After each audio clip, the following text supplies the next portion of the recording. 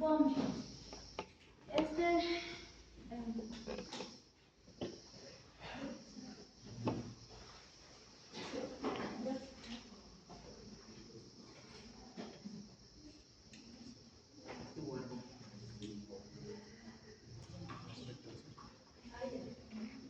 El vómito, ¿no? El vómito es un signo muy frecuente, no solamente en el área de la psicología. Ustedes cuando salgan como médicos, tal vez algunos ya trabajen como médicos generales, otros harán la especialidad, pero sea cual fuera la situación, siempre van a ver el vómito, ¿no? Tanto en pacientes pediátricos, adultos, en área de emergencias, en área de consulta médica, en internación, van a ver el vómito. Y seguramente ustedes han debido intercurrir con vómitos en alguna etapa de su vida, ¿no? Entonces es un motivo de consulta muy frecuente en área de emergencias, en consulta externa. La etiología es variada, ¿no? Pero cuando hay un vómito, la etiología predominante es de tipo gastrointestinal. Siempre hay que descartar patologías que alteren el tracto digestivo. Pero también el vómito se puede presentar en otras patologías, ¿no? Que no conciernen al área gastrointestinal, ¿no? Por ejemplo, presencia de tumores en el sistema nervioso central puede producir vómitos, ¿no? Incluso una infección urinaria puede desencadenar un vómito. Entonces, el vómito es un reflejo del organismo para eliminar la toxina o gérmenes, toxinas, bacterias o alimentos mal procesados del interior del estómago. Estos estímulos del vómito responden tanto de tipo neurohormonal, ¿no? Neurológicos y hormonales. Antes de continuar con el tema de vómito, debemos hacer hincapié en estas diferencias. ¿A qué nos referimos con náuseas? ¿Qué será náusea? ¿Qué son las náuseas? El reflejo de querer vomitar pero sin hacerlo todavía, podría ser. Ya hay la idea de náusea. ¿Alguien tiene otra idea?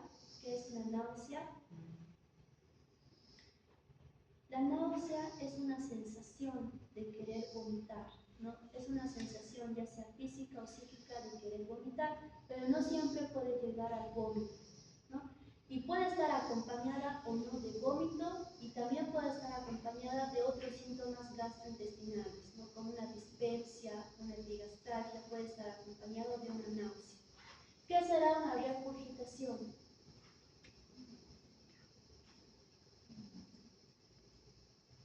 ¿Qué será regurgitar? El ácido gástrico junto con, si es que hay alimentos, vuelven al tracto, a la boca. Exactamente, ¿no?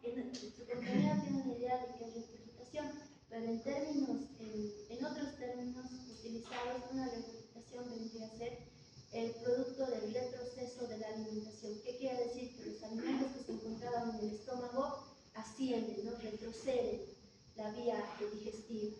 La rumiación o medicismo. ¿Qué será una rumiación? Es un tipo de regurgitación, pero está acompañado parcialmente con parte del vómito y parte de la ingestión de este vómito, ¿no? Es decir, es lo que sucede con los animales herbívoros, ¿no?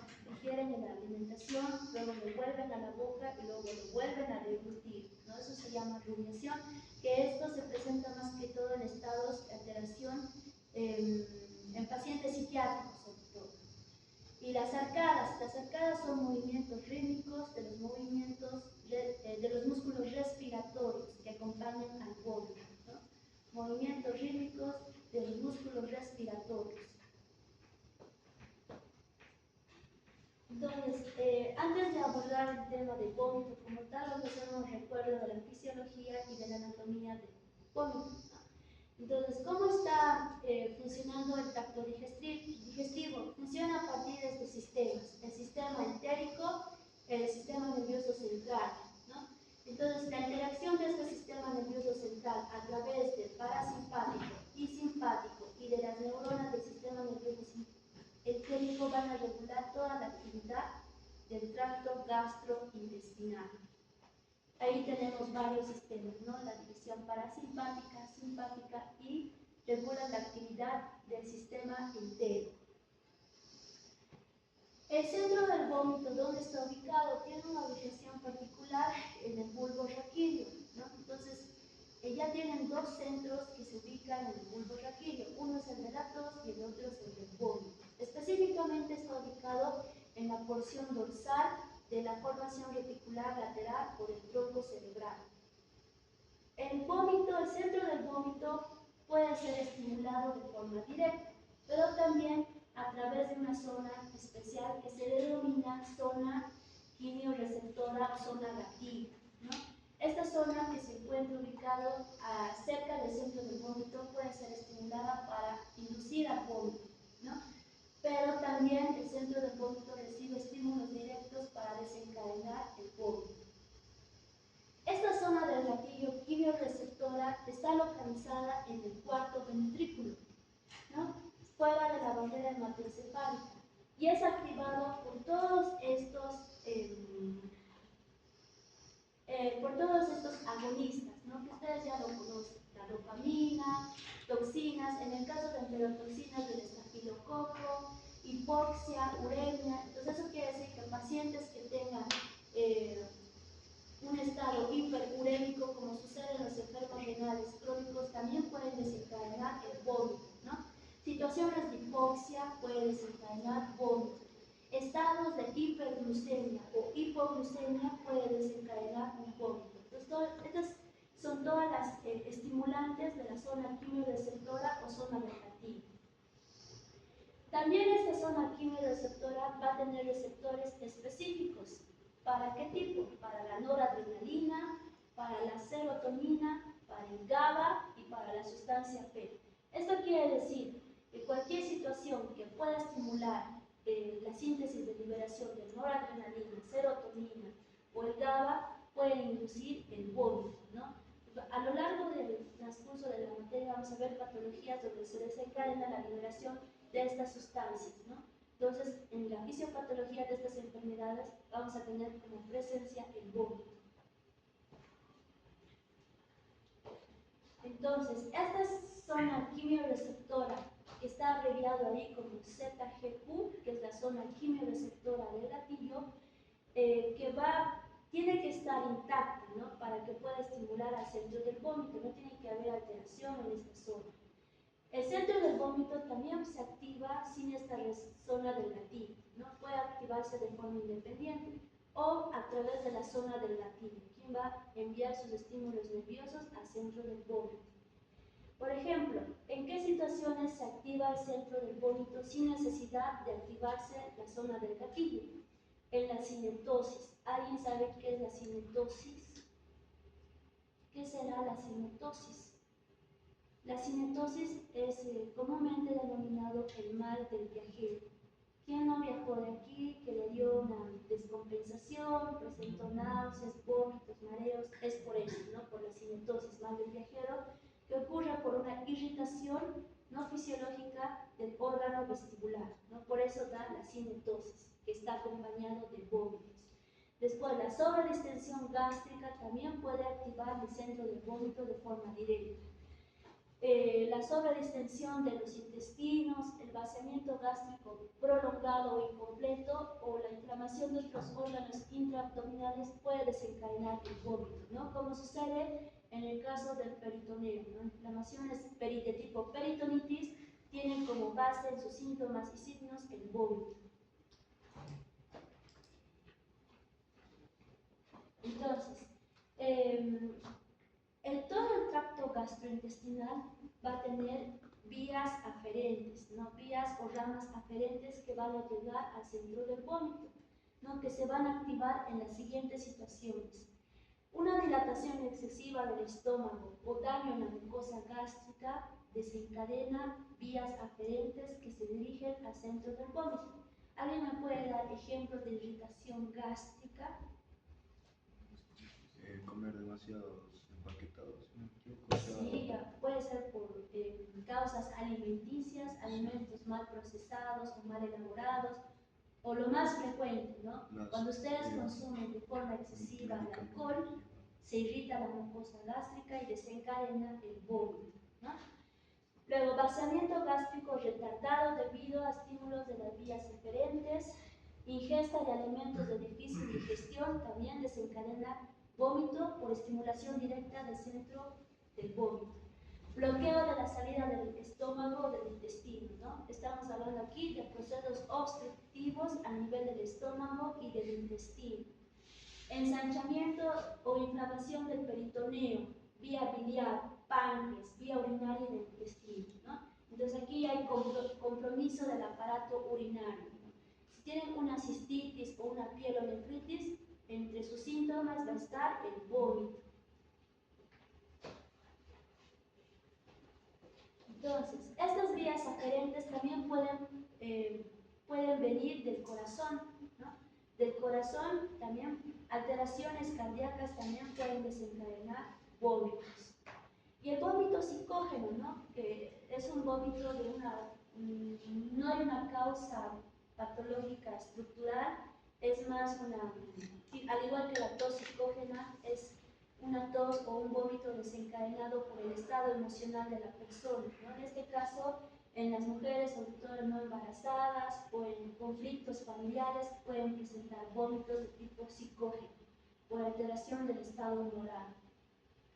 Y también el vómito, si bien es un reflejo que puede ser involuntario, también puede ser voluntario, ¿no? ¿En qué sentido es voluntario? Cuando uno estimula los receptores que se encuentran en la faringe, ¿no? Los sensores, ahí también tenemos sensores específicos que van a ir directo a la vía del centro del vómito, ¿no? Como vemos ahí en los pacientes con bulimia, que se introducen los dedos o un objeto para estimular la faringe y desencadenar un vómito. Entonces, estas son otras vías que también van a inducir al vómito, ¿no? Ya hemos hablado de la zona del gatillo quimioreceptora, que es sensible a factores humorales como la serotonina, neurotransmisores como la noradrenalina y fármacos y toxinas, ¿no? Como la enterotoxina o fármacos. La mayoría de los fármacos van a producir vómitos, sobre todo los opioides. Luego tenemos el núcleo del tracto solitario, que está estimulado por factores humorales, ¿no? Y también tienen aferencias de las vísceras, sobre todo las vísceras huecas, y que estas vísceras son conectadas a través del nervio vago. Y en este gráfico podemos observar, miren, la línea continua negra son las vías aferentes que parten del área tracto gastrointestinal, ¿no? A través del nervio vago hacia el centro del vómito. Y la línea discontinua que observan en la parte superior son las respuestas efectoras, ¿no? Que parten del bulbo raquídeo. ¿Y dónde van? Van a los músculos abdominales que también participan en el vómito. Van al estómago y van a la faringe, porque recuerden que también va a existir el mecanismo de cierre y apertura de glotis, ¿no? Porque cuando uno vomita, ¿qué es lo que pasa? ¿Se cierra o se abre la glotis? ¿Se abre la glotis? No, se cierra, porque ¿qué pasa si se abre? Todo el contenido del vómito se va al pulmón, ¿no? Es un mecanismo complejo. Después tenemos las líneas punteadas, la línea azul y la línea ploma, que son los estimulantes que van a dirigirse hacia el centro del gatillo, ¿no? Ya está el centro del gatillo, que se encuentra ubicado en el cuarto ventrículo. Y bueno, tenemos las fases del vómito, ¿no? Aquí está detallada las fases. La primera fase, una inspiración profunda. La segunda fase, ascenso del hueso hioides y de la faringe, ¿no? ¿Con qué motivo? Para mantener abierto el esfínter esofágico superior. Paso número 3, el cierre de la glotis, ¿no? Para evitar que los alimentos vayan a los bronquios y a los pulmones. Paso número 4, elevación del paladar blando. ¿Con qué fin? De cerrar la entrada posterior de las fosas nasales, ¿no? Es decir, que evitan que el vómito se vaya hacia la nariz o se vaya más aún arriba, ¿no? El paso número 5, contracción del diafragma, contracción de los músculos abdominales. ¿Con qué fin? De generar mayor presión en el estómago. Es decir, se contrae el diafragma, se contrae el diafragma, se contraen los músculos abdominales, generan presión del estómago para que pueda realizarse la expulsión del contenido que hay en el estómago, ¿no? Paso número 6. El esfínter esofágico inferior se relaja, ¿no? ¿Dónde se encuentra ubicado el esfínter esofágico inferior? ¿Qué es lo que limita o separa? El esófago del estómago. Entonces, este esfínter esofágico inferior va a quedar abierto para que el contenido del estómago pueda ser expulsado, ¿no? Permitiendo la expulsión del contenido gástrico hacia el esófago.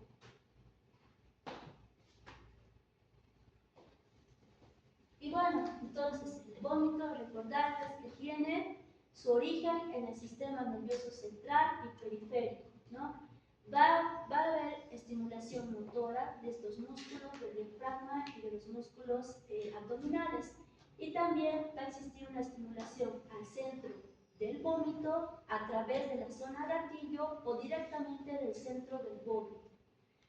El área del gatillo presenta receptores y tiene receptores para los opioides, ¿no? Para los medicamentos opioides o sustancias opioides, muscarínicos, dopaminérgicos y serotoninérgicos, ¿no?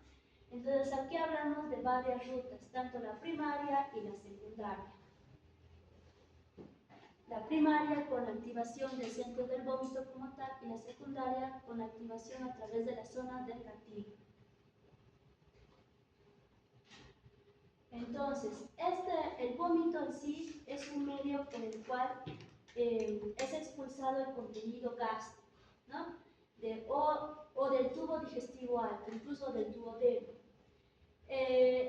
Cuando se distiende de forma excesiva o cuando hay una hiperexcitabilidad de estos centros, ¿no? Y de sus receptores. La irritación es un estímulo potente, quiere decir que en cualquier área irritada del área tracto gastrointestinal y también del área urinaria pueden desencadenar un vómito por la irritación de esa mucosa, ¿no?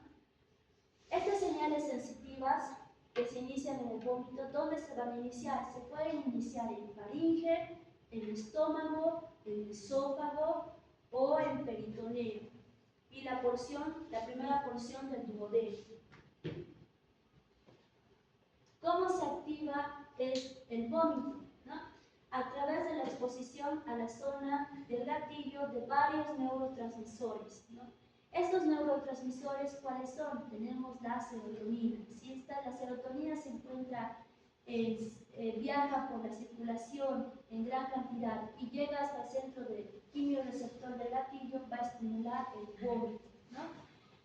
El centro del vómito también recibe fibras vagales. ¿De dónde? Recibe fibras vagales del tracto gastrointestinal, de los núcleos vestibulares. Es por eso cuando les da el mal de viajero sin mitosis, este centro vestibular envía ramas que se dirigen al centro del vómito para desencadenar el vómito, ¿no? También recibe ramas de la corteza cerebral, ¿no? Eso quiere decir que situaciones de patología neurológica, por ejemplo, hidrocefalias, hipertensión endocraniana, presencia de tumores cerca de la corteza cerebral, van a estimular y van a desencadenar el vómito. También tenemos receptores de la presión intracraneal, ¿no? Lo que les mencionaba, cuando hay un aumento de la presión intracraneal. Mecanismos de irritación y distensión del estómago o el duodeno, ¿no? Cualquier situación que altere el tránsito normal o que produzca irritación en los órganos, por ejemplo, del esófago, faringe, estómago, también desencadena el vómito, ¿no? Y ahí están las vías. Las vías aferentes viajan a través del sistema simpático y parasimpático al centro del vómito. Pero ¿y qué sale del centro del vómito? Las vías eferentes, ¿no? A través de los pares craneales, el 5, el 7, el 9 y el 10, quienes participan en la inervación de los músculos abdominales, ¿no? El diafragma y también a nivel de los esfínteres, esofágico superior y esofágico inferior. Y aquí tenemos unas causas del vómito, ¿no? Aquí ya son patologías, medicamentos como tal. Por ejemplo, trastorno del sistema nervioso central. a nivel del cerebro. Cualquier alteración que produzca estimulación a nivel de la corteza cerebral, por ejemplo, neoplasias, hidrocefalias, meningitis, encefalitis, trastornos laberintitis, enfermedad de Meniere, fármacos y sustancias químicas, ¿no? Tenemos en primer lugar el alcohol, luego los opioides como la morfina, quimioterapia, ¿no? Todos los fármacos de quimioterapia van a desencadenar el vómito. Es por eso que cuando nosotros iniciamos quimioterapia a pacientes oncológicos o oncohematológicos, lo primero que hacemos es realizar una prevención, ¿no? Sabemos que estos medicamentos van a producir vómitos y náuseas, entonces lo que hacemos es iniciar antieméticos en horario previo al inicio de la quimioterapia, ¿no? Porque es un efecto esperado de estos medicamentos. Procesos abdominales quirúrgicos, ¿no? Oclusión intestinal, peritonitis, apendicitis, colecistitis. Procesos abdominales no quirúrgicos, gastroenteritis, úlcera gástrica, úlcera duodenal, hepatitis, pancreatitis también producen vómitos. Trastornos psicológicos, ¿no? Como la anorexia, la bulimia. Embarazo. No hay un trastorno muy particular que les da a las mujeres embarazadas, ¿no? Que es la hiperemesis gravídica, que todo el rato están vomitando y que incluso es una causa de internación en las mujeres embarazadas. Enfermedades infecciosas, procesos sépticos, infecciones generalizadas también producen vómito. Trastornos urológicos, cólicos, nefríticos, obstrucción de la vía urinaria, pielonefritis, trastornos cardiológicos, ¿no? Porque hemos visto que en el corazón también deriva ramas hacia el centro del vómito.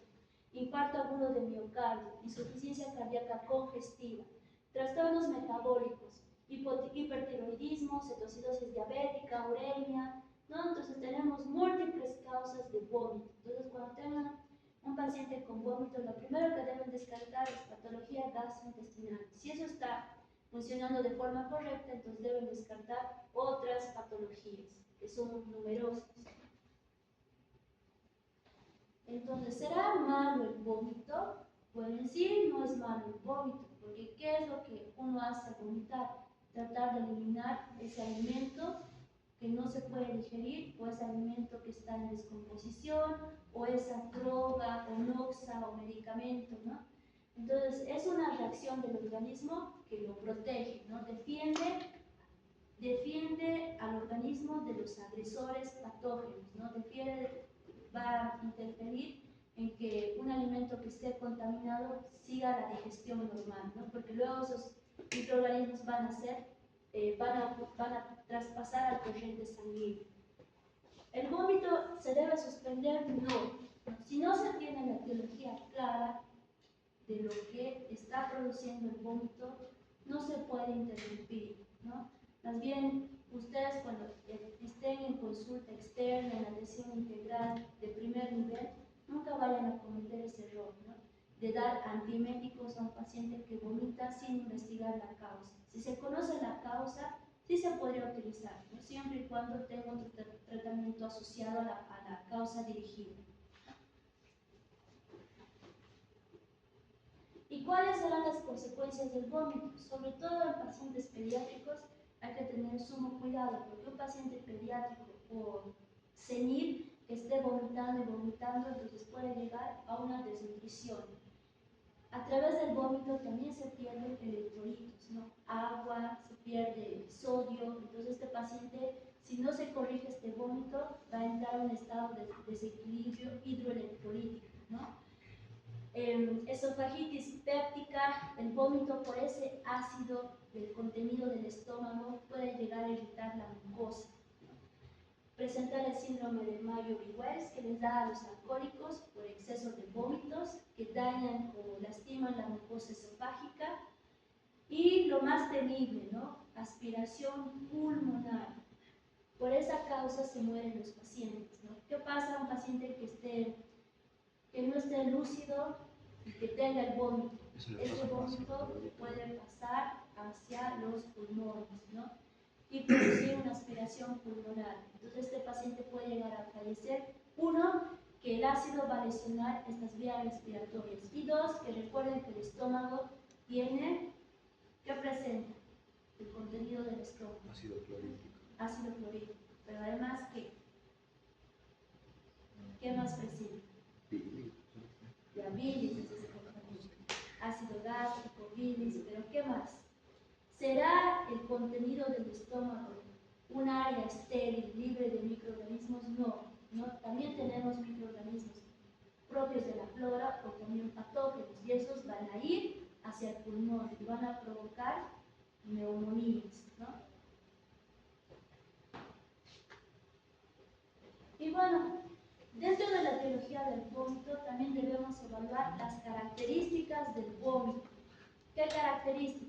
Vómitos si fueron inmediatamente después de haber consumido un alimento o fueron vómitos más de una hora de haber consumido las comidas o alimentos. ¿Por qué? Porque nos puede hablar o hacer sospechar de ciertas patologías, ¿no? Sobre todo en vómitos, si es inmediatamente o durante la ingesta de las comidas, entonces podemos sospechar de un vómito de origen psicógeno o una úlcera en filo. Si es una hora después de haber ingerido los alimentos, puede ser obstrucción gástrica o alteración en la motilidad gastroduodenal.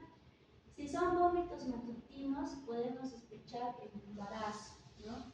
Entonces, o uremia o alcoholismo, si son vómitos en la mañana, matutinos. Si son vómitos, debemos también ver la consistencia, el contenido del vómito, porque también nos sugieren patologías, ¿no? Si es vómito alimentario, debemos sospechar en alteraciones en el vaciamiento gástrico. Si es bilis, debemos sospechar en procesos de obstrucción. Si es sangre, debemos sospechar en lesiones hemorrágicas benignas del tracto gastrointestinal, ¿no? Sobre todo, ¿cómo nos damos cuenta si es hematemesis o si es melena? ¿Alguien sabe qué es la hematemesis? Sangre en las heces, ¿no? No, es vómito con sangre, ¿no? En cambio, la melena, ¿qué son las melenas? Ese es de color alquitranado, ¿no? ¿Y por qué están alquitranadas? Porque probablemente haya existido un sangrado en la vía digestiva superior, ¿no? En cambio, si es hematoquesia, la coloración de las heces puede tener sangrado, pero es rojo rubulado. Entonces, sospechar, si hay sangre en el vómito, sospechar de una lesión a nivel de vía digestiva alta. Si hay moco, entonces sospechar en una inflamación, en gestación, gastritis crónica.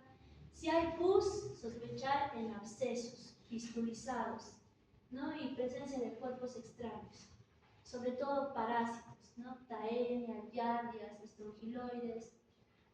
Y también hay que evaluar el tiempo de evolución. No es lo mismo un vómito agudo que un vómito crónico, ¿no? El agudo que se desencadena en horas o en días y el crónico en semanas a meses, ¿no?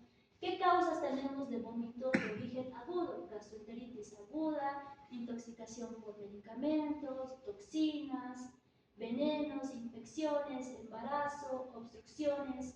En cambio, las de origen crónico, que se desencadenan en semanas a meses, puede ser neoplasias, ¿no? Sobre todo pensar siempre en neoplasias de origen gástrico o intestinal, ¿no? Patologías a nivel cerebral o alteraciones de la motilidad intestinal, ¿no? O enteropatías diabéticas.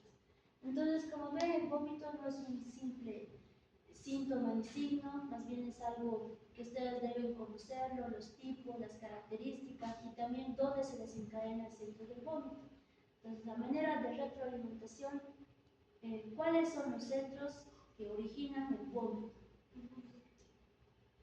Ya, bueno, el centro del vómito se encuentra en el bulbo raquídeo, ¿no? ¿Qué origina el vómito? ¿O qué centros son estimulados a nivel cerebral para originar el vómito? Sí, la zona quimio-receptora del gatillo y el centro del vómito como tal, ¿no? A ver, menciónenme cuáles son las fases del vómito. ¿No? Sí. Primero es como inspiración, ¿Ya? Una inspiración profunda. luego es la